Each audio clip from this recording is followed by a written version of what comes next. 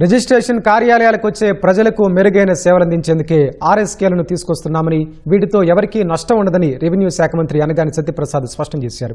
Revenue సంస్కరణలో భాగంగా ఆర్ఎస్కేలను టెక్నాలజీతో link చేస్తున్నట్లు చెప్పారు. డాక్యుమెంట్ రైటర్ల ఉపాధికి ఇబ్బంది ఉండదని భరోసా ఇచ్చారు. ప్రైవేటీకరణ చేస్తున్నారంటూ వచ్చే వార్తలను నమ్మొద్దని, రాజకీయ స్వార్థం కోసం గొడ్డల పార్టీ వేసే ట్రాప్లో పడద్దని మంత్రి సూచించారు. ఏదైతే రిజిస్ట్రేషన్ సేవా కేంద్రాలు పెట్టాలనుకున్నారు, ఇది ఎప్పటి నుంచో కూడా ఇక్కడ కాదు, దేశంలో పలు ప్రాంతాల్లో ఉన్నాయి, విదేశాల్లో కూడా జరుగుతూ ఉన్నాయి. ఇక్కడ కూడా ఎవరు పొట్ట కొట్టే విధంగా ఉండదు. ప్లస్ ఎవరికి కూడా వాళ్ళ ప్రొఫెషన్ లాస్ అయ్యే విధంగా ఎట్టి పరిస్థితుల్లో కూడా ఉండదు. ఎందుకంటే ఇది ఒక ప్రాసెస్. ఇది ఎక్కడైతే డూప్లికేషన్ ఉండకూడదో, ఫ్రాడ్ ఉండకూడదో, అలాంటి అన్నిటికి కూడా అంటే ప్రాపర్గా వాళ్ళు అధ్యయనం చేసి ఇది పర్ఫెక్ట్ ఫర్ రిజిస్ట్రేషన్ లాగా ఇచ్చే విధంగా వాళ్ళు ఒక ప్రక్రియ అనమాట. ఇలా అయితే మనకు పాస్పోర్ట్లు మనం చూస్తూ ఉన్నాం. అక్కడ ఉన్నప్పుడు బయట ఉన్నటువంటి పాస్పోర్ట్ బయట ఉన్నటువంటి వాళ్ళు ఎవరైతే ఏజెంట్స్ ఉంటారో వాళ్ళు ఎవరు ఉద్యోగం ఏమి పోలేదే, వాళ్ళ ప్రొఫెషనల్ నడుస్తూ ఉంది కదా. బట్ స్లాట్ అయిన తర్వాత వాళ్ళు గైడెన్స్ వాళ్ళకి తీసుకుంటారు. ఈ డాక్యుమెంటేషన్ పర్ఫెక్ట్గా ఉందా లేదా అని చూసిన తర్వాత సంతకం పెట్టేది అక్కడ ఎవరు, రీజనల్ పాస్పోర్ట్ ఆఫీసరే.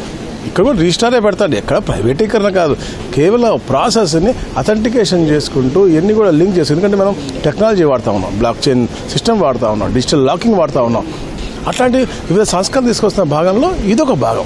ఎవరికి అన్యాయం చేసే ఇది మా ప్రభుత్వంలో ఎప్పుడూ లేదు. ఎప్పుడు సరళీకృతం అయ్యి అందరూ కూడా సుభిక్షంగా ఉండాల లక్ష్యంతోనే గౌరవ ముఖ్యమంత్రి గారు ఎప్పటికప్పుడు రివ్యూ చేసుకుంటూ దీన్ని ఎన్హాన్స్మెంట్ చేస్తాను. ఇక్కడ కూడా ఎవరికి కూడా అన్యాయం చేసే విధంగా ఈ ప్రభుత్వం పోదు.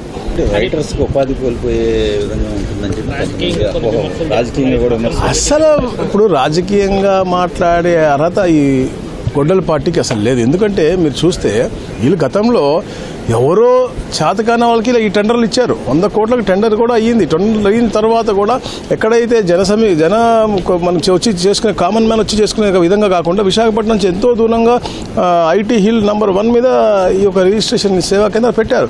వాళ్ళకి కావాల్సిన మనుషులకి వాళ్ళు టెండర్ ఇచ్చారు. మేము అట్లా ఉండదు, చాలా పారదర్శకంగా జిల్లాకి ఒకటి పైలట్ బేసిస్ కింద, అది కూడా కేవలం ఒకటి 294 మొత్తం కూడా మేము చేయట్లేదు. ఒక్కటి జిల్లా కంటే 26 ప్రస్తుతానికి, అది కూడా కామన్ మ్యాన్ దగ్గర ఫీడ్బ్యాక్ తీసుకుని అక్కడ ఎలా ఇబ్బంది లేకుండా, అలాగే వీళ్ళ ప్రొఫెషనల్ కూడా ఇబ్బంది ఏమి రాదు. వీళ్ళ గైడెన్స్లోనే ఇవన్నీ కూడా జరుగుతూ ఉంటాయి. వాళ్ళు చేసే పని వాళ్ళు చేస్తారు.